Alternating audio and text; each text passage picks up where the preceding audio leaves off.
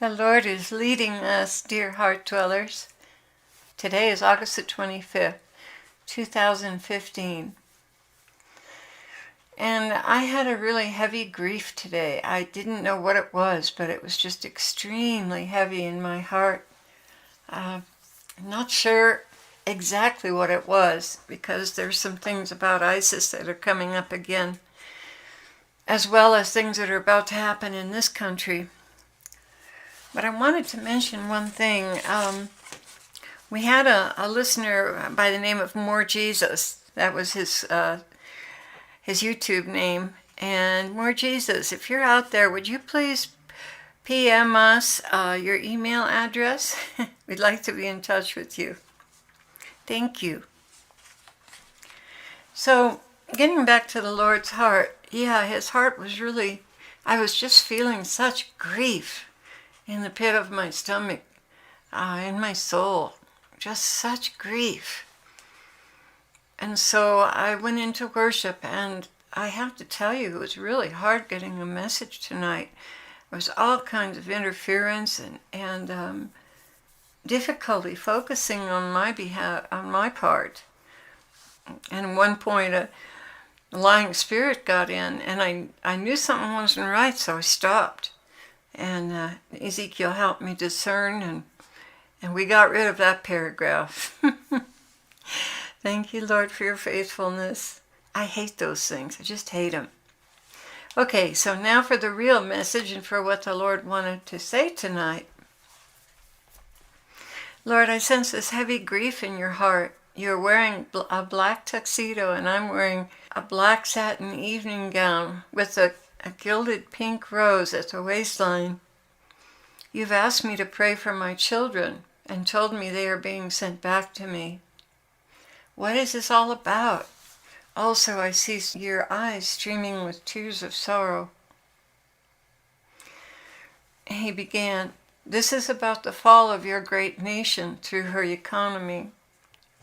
There will be dire results, homelessness and hunger, deaths from lack of medication, though the living will in some cases be jealous of the dead.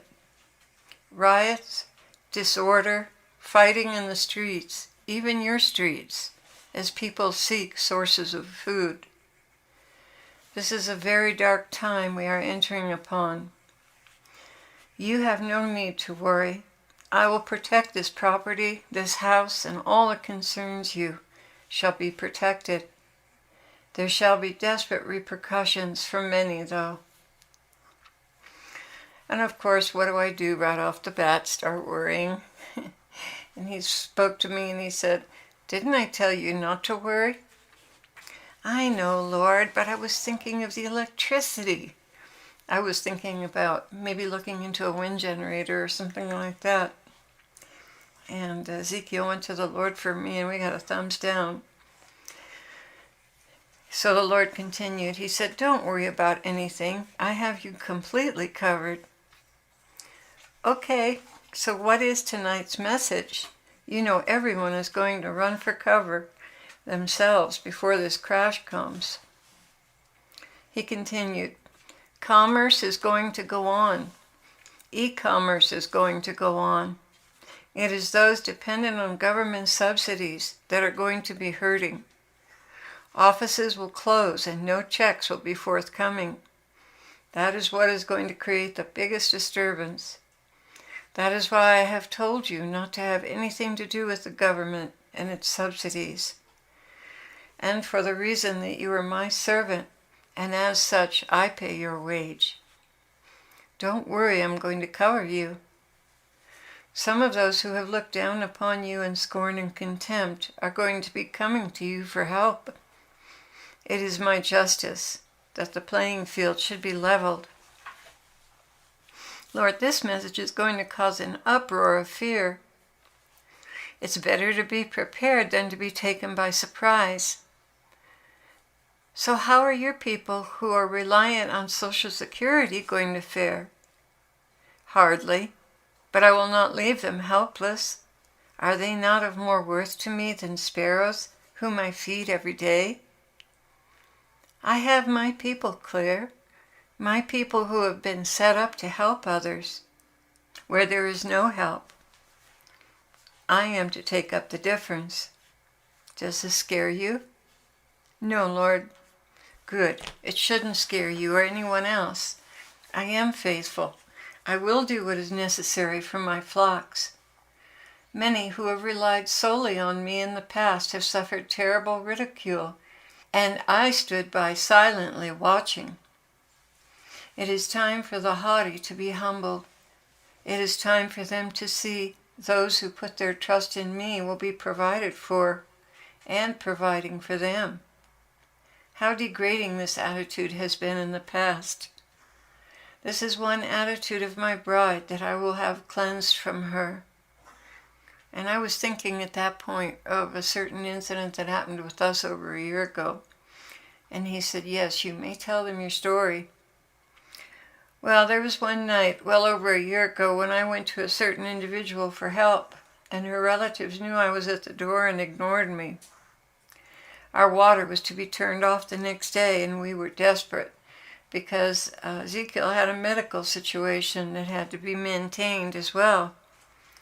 This particular person the next day went with me on an errand, and I told him about our water situation, and he told me all about how the Lord had provided so well for him, how he was lacking nothing, and he had everything he needed. Oh, the Lord had been so good to him. On and on. I thought to myself, excuse me? I'm sitting here in dire need because our water was turned off today, and all you can tell me is about how faithful the Lord is to you? Are you rubbing salt in my wounds or what? I wanted to say it's the government that's paying your bills so you can live a comfortable life. But I thought to myself, perhaps the Lord is using the government in this situation. So I said nothing. Really, I couldn't fathom how anyone could be so callous. They knew we worked day and night on our teachings and music. I was constantly providing them with new teachings and new music. And I remember crying and saying, I don't understand this. We're serving the Lord with our whole hearts, relying on Him only. He's allowed the water to be turned off. And they just continued on about how faithful He had been to them. Not sure what they were thinking, or maybe not thinking. It was 3 days before we could have it turned back on, thanks to the kindness of another individual. Well, I have to be as Paul was. I know how to live in plenty, and I know how to live in want. And I guess that's the road ahead for us in America. And I have to say, in my experience in ministry, I don't ever want money to be an issue of any kind as to whether or not we do anything, in the sense that I'm not for sale. I would rather be poor and homeless out on the street with nothing to eat than sell myself for a donation. And that's just ridiculous. I just wouldn't do it. And we've been tested in that area for years. And we've come to that settled place that it's not worth it having anyone, try to manipulate us because they had money. So the Lord has kept us free from that, thank God, because I've seen so many ministers go down because they get overcommitted and get comfortable, and certain groups in the church that have the money start manipulating the messages. That's a terrible thing. So the Lord continued at this point, and He said, there will be much circumspection, reevaluation of goals, and past behaviors when they looked upon others as incompetent, sinful, and lazy. Thus I will humble my bride and call her into account for those times she failed to show mercy and leniency. Oh, how I love her, yet certain things are repugnant to me, and selfishness is one of them. Oh Lord, I know I've been selfish too. Thank you for helping me to have a heart for those truly in need.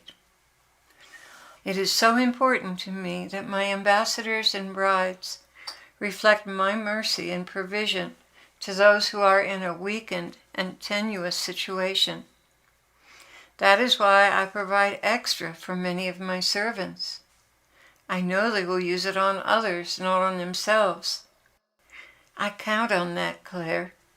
I count on the mercy of those I give in abundance to.